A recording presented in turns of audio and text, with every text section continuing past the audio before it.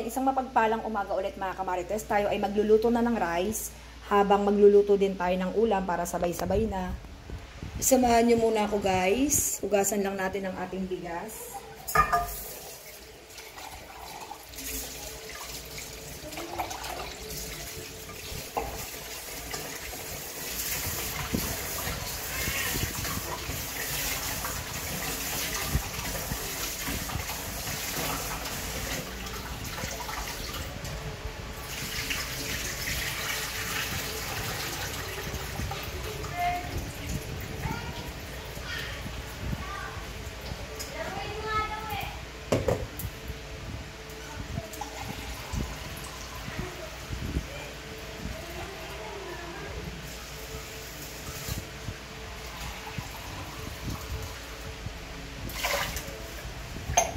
Tinatakal ko siya mga kamarites kasi hindi ko alam magluto ng sukat-sukat lang.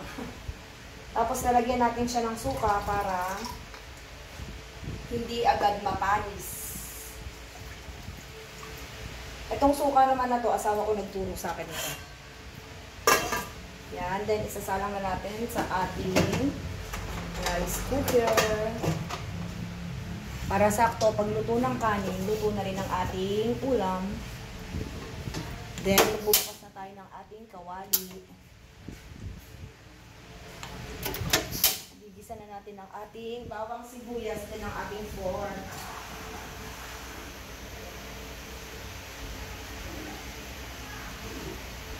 Ayan, maglalagay lang tayo ng konting oil.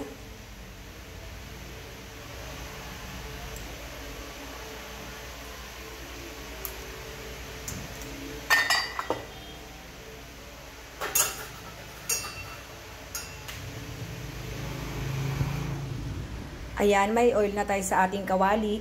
Magigisa na tayo ng bawang sibuyas. Unahin natin. Ako pag nagigisa mga kamarites, inuuna ko ang bawang. Wow, ang bango ng bawang. Ayan. Then, itabi lang natin dyan ang bawang. Ilagay natin ang sibuyas. Ito ang sibuyas natin, guys.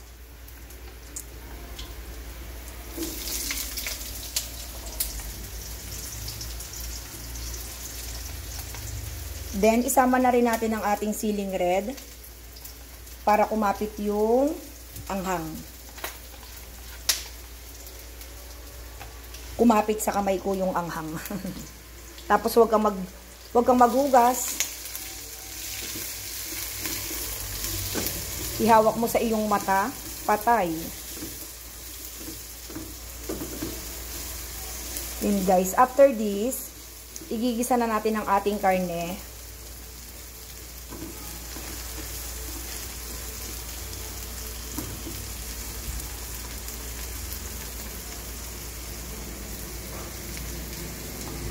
Ayan, hindi pa siya ganong luto. Ganyan ako maggisa.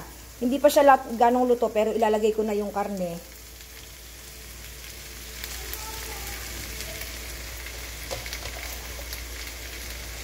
Ayan. So, mamaya natin ilalagay yung beans. Ilalagay ko sa ibabaw yung bell pepper. Then, hindi ko muna siya hahaluin para maluto yung nandun sa ilalim niya. Lalagyan ko na siya ng paminta.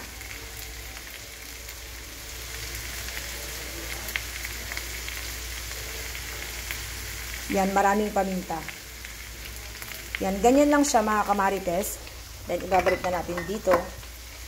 Hihinaan ko lang yung apoy niya para masimmer siya ng maayos. Then, tatakpan na natin siya mga kamarites. After nating igisa yan, ilalagay na natin tong beans natin.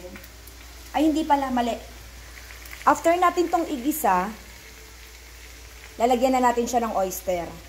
Ngayon, lalagyan ko siya ng konting patis para magkalasa na. Yan. Okay na muna yon. Madali naman na tayong magdagdag mamaya. Pagkaya rin niyang mag-isa mga kamarites, ayan, tatakpan muna natin siya.